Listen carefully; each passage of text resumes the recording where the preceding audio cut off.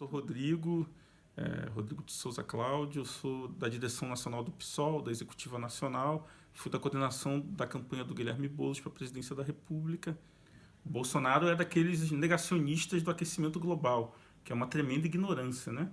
Entendeu? Ele está entre aqueles que, assim como o Trump, negam o Acordo de Paris, nega o aquecimento global, parte do retrocesso que a gente está vivendo hoje.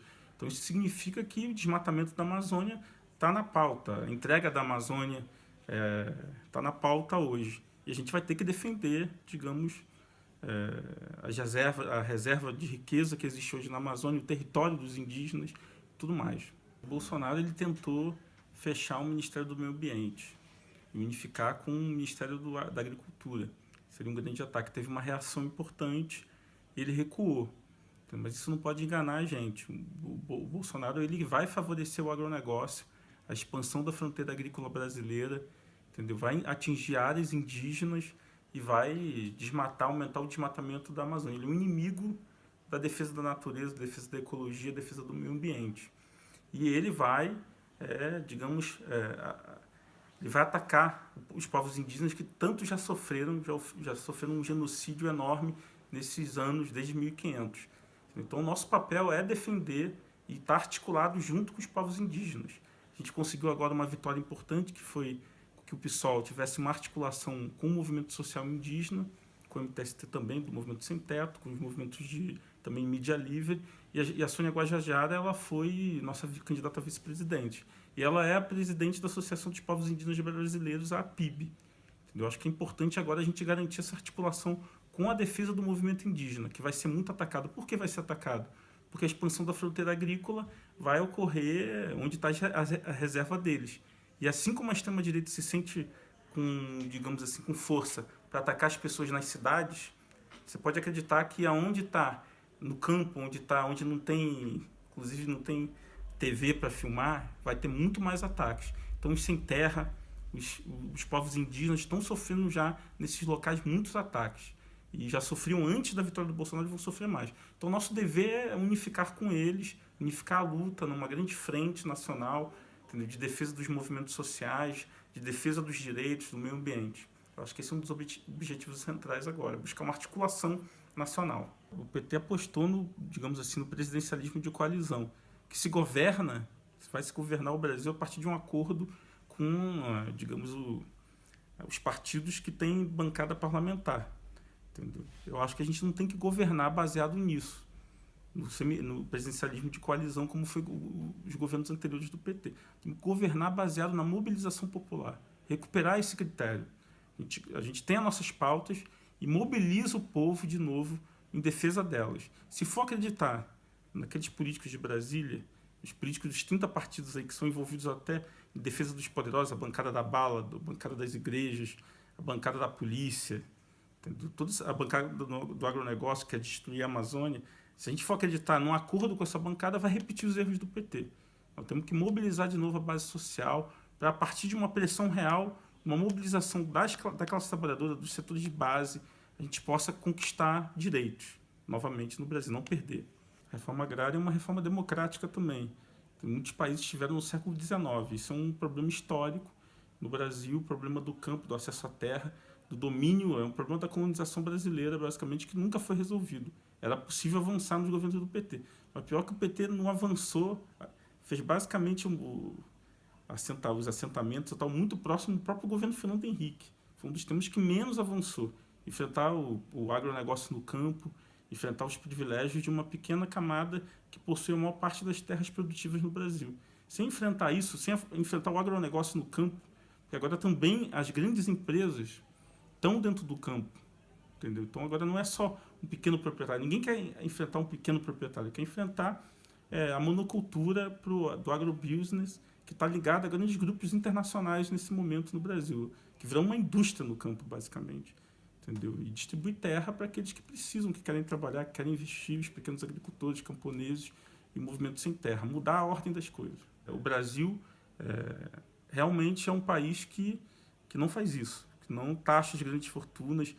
Tem países da própria Europa que têm taxas muito maiores sobre grandes heranças, grandes fortunas.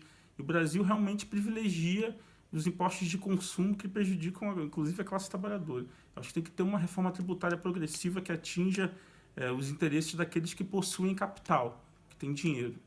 Isso o PT poderia ter feito e não fez porque optou por governar para uma minoria. Na verdade, governar para todos, você governa para alguém, entendeu? Que é quem tem poder, quem tem os privilégios. Mas assim como a lei do ficha limpa foi usada, entendeu, para pegar o Lula, em certo sentido, foi usada contra o próprio autor da lei, o PT, a lei antiterrorista, ela vai ser usada e vai ser reformada, talvez, para pegar as ações de ocupação de terra, ocupação de terrenos que não têm uso social nas cidades. A partir das próprias leis que existem hoje, os neofascistas vão atacar o movimento social. E já prometeram fazer isso. O Boulos, que foi nosso candidato a presidente pelo PSOL, na aliança com o MTST, já está na mira, segundo o Bolsonaro. O Bolsonaro já falou em rede nacional que vai pegar o Boulos, que vai atacar o Boulos. Nós não vamos deixar. Nós vamos resistir a isso, vamos denunciar essa repressão. Mas eu concordo, a repressão vai vir exatamente pelas leis que foram aprovadas nos governos do PT, que foram leis muito equivocadas, que abrem margem para perseguição e repressão aos movimentos sociais. Digamos que a gente pode falar sobre erro, é que realmente, digamos, os governos do PT não foram a fundo, através de um programa de colaboração de classe. Entendeu? O PT aceitou um projeto de governar para os mais ricos em colaboração de classe com pequenas conquistas para setores sociais, assim, classe trabalhadora e tal. Esse projeto se mostrou, digamos assim, na medida que mudou o ciclo econômico, que veio uma crise, se mostrou extremamente limitado e a burguesia foi e derrubou, esteve à frente do processo que derrubou o PT. Evidentemente, teve outros problemas. Então, o PT se envolveu, de fato, entendeu, com, digamos, uma operação de corrupção que envolvia o financiamento das campanhas eleitorais. Entendeu? Ou seja, o PT favorecia, favorecia empresas que, por sua vez, retribuíam isso com o financiamento do PT nas eleições. Esse jogo, evidentemente, gerou uma forte desmoralização na classe trabalhadora que viu suas lideranças envolvidas em escândalo de corrupção. Eu acho que uma nova esquerda no Brasil tem que ter um balanço sobre isso. Ela não pode governar, não é possível governar para todos, você vai governar para alguém. Entendeu? E o PT, apesar de ter feito programas sociais importantes, como Bolsa Família, as cotas raciais, entendeu? Ter feito programas que envolvessem, melhorassem a vida do povo nordestino, entendeu? Que a gente reconhece, o PT não enfrentou a fundo os privilégios da minoria, dessa burguesia rica que tem no Brasil, que é egoísta, entendeu? Dessa classe média privilegiada que tem no Brasil, entendeu? Não a classe média trabalhadora, os que trabalham, etc., mas os que vivem próximo dos ricos e acham que não se pode ter negro e negra na universidade, que não se pode ter direitos para os mais pobres. Então a gente tem que construir um projeto nacional, um projeto de Brasil que enfrente esses privilégios, que lute contra a desigualdade social, que mobilize a classe trabalhadora novamente, que se reconecte com o povo a partir da defesa dos direitos perante os ataques que o Bolsonaro vai fazer hoje. Eu acho que o decisivo agora é a gente organizar novamente uma frente única da classe trabalhadora, das suas organizações, da juventude. A gente tem um potente movimento social no Brasil, um movimento sindical muito forte, um movimento de mulheres que é a vanguarda hoje da resistência, um movimento estudantil, um movimento indígena, um movimento do campo, o MST. Precisamos unificar todos esses movimentos numa grande frente única que erga uma barreira para impedir o avanço da extrema-direita, o avanço contra os nossos direitos sociais, o avanço em defesa dos movimentos sociais. A esquerda brasileira tem potencial para fazer isso. A esquerda brasileira tem tradição.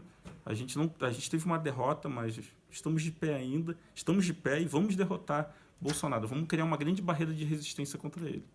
Uma derrota histórica é quando uma geração basicamente deixa de lutar, entendeu? Porque sofre uma derrota que só é superada quando surge uma nova força social, uma nova geração. Em 64, 68, aquele ciclo de lutas, teve uma derrota histórica que só em 79 a gente conseguiu se recompor, entendeu? No ciclo de lutas que fundaram o PT, a CUT, derrubaram a ditadura a partir das grandes greves do ABC. A derrota da geração de 68 foi uma derrota histórica naquele momento e basicamente essa geração se perdeu, entendeu? Então eu acho que hoje a gente não está vivendo isso. Há resistência, há chamado. Quando você faz um chamado à luta, quando você faz um chamado para erguer uma barreira para enfrentar o Bolsonaro, as pessoas estão correspondendo. Que pessoas? os universitários, nas universidades públicas, as mulheres na sua luta.